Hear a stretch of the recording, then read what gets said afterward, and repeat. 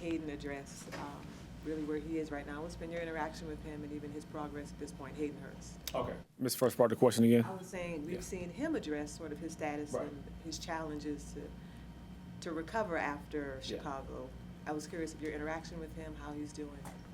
I think he's doing well. I think obviously trying to stay as positive as he can be when it comes to just trying to recover, get back to where he was before. But it's obviously unfortunate anytime we have any player injured for any reason when it comes to the recovery process. But he's battling back in good spirits.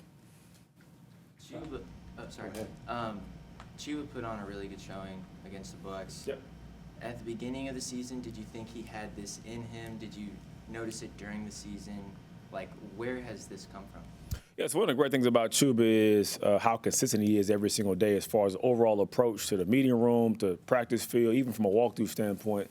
Always doing a really good job of urgency in and out of the huddle, but just overall ability-wise, has an attitude about him from a physicality standpoint as far as playing downfield. So definitely excited about his progress throughout the season, but also this last week as well.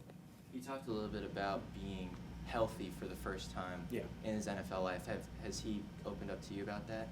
Yeah, I mean, I would say as far as guys that take the best care of his bodies, I'd probably say with Chuba is probably at the top of the list when it comes to extra recovery, kind of prehab, getting his body ready to rock and roll. And obviously playing the position running back-wise, it's a brutal spot. So when it comes to the contact you face week in and week out, it's important those guys do a really good job of trying to stay fresh as they can and also take care of their bodies as well. We saw Bryce get under center more, especially in the first quarter. Yep. How do you think he do? I know there's an issue, or not an issue, but the feeling that he wasn't real comfortable under center coming out of Alabama. How do you think he did? How do you think that benefited you guys? I think he did great as far as adding some new wrinkles to that from an offensive standpoint. I would say in today's world, almost every college quarterback coming to the league is going to probably be primarily in the shotgun for the most part. So it'd be a new process for anybody coming to the league. Bryce, on top of that, is being able to be under center, be comfortable with that. And as far as how it benefits us, is being able to marry our under center run game, our movements, and obviously play action pass as well. It seemed to be effective. Later in the game, we didn't see it quite as much. Was that because of the weather, or had they adjusted, or why was that? We had it from a second half standpoint as well, so we mixed some of those in. Some of those play action passes also came from the gun. Also, we had a huge kind of play action pass to Mingo down the left sideline that was kind of set up off of a same kind of marriage. So to me, it's about being able to try to find the best ways to string together plays effectively to keep us on track to be efficient, but also to kind of put a seed out from a defensive standpoint as far as what we're doing from a presentation. So we kind of give them down and down out as far as the overall operation. Jonathan Mingo, what have you seen from him in terms of how he is progressing? It's been great to kind of see that guy come to life as far as his overall just demeanor, understanding of the game, but just trying to find ways to move around, put him in different spots, give our guys access, and he's got a great demeanor and attitude about himself. With the play outside of the picture and you coming to the end stretch of the season, what kind of things are you focusing on specifically offensively as you start the game plan? Yeah, regardless of where we are right now, where we've been in the past, the focus is going to be on daily improvement. So that kind of gets redundant. It kind of sounds the same thought process every single day, but it's truly about us evaluating everything we're doing coaching-wise and make ourselves better as much as we can be, but also put our players in the best spot to be successful against New Orleans. A follow-up on Mingo, do you have a sense of why it appears, at least on his stat line, he appears to be having more success?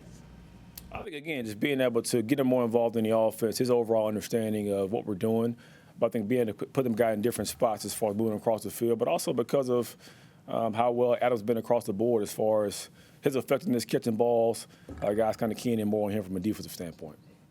A lot has happened in the last 10 days or so for everyone, but especially for Bryce. What, obviously, Frank got fired, his quarterback coach got fired as well. What have you seen from him just generally about how he's handling the last 10 days? It was a lot last week for everybody involved as far as how much change happened. One thing I love about him is just how consistent he is as far as his approach overall, his overall demeanor. I think being able to be locked in and be focused even in the midst of scrutiny, change is going to be tough for everybody, but I think he's handling it well.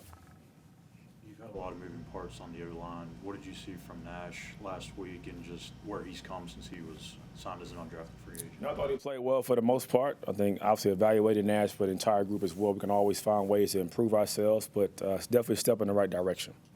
Where do you fall on Bryce's depth on past sets, and if those have been inconsistent or caused any issues with protection?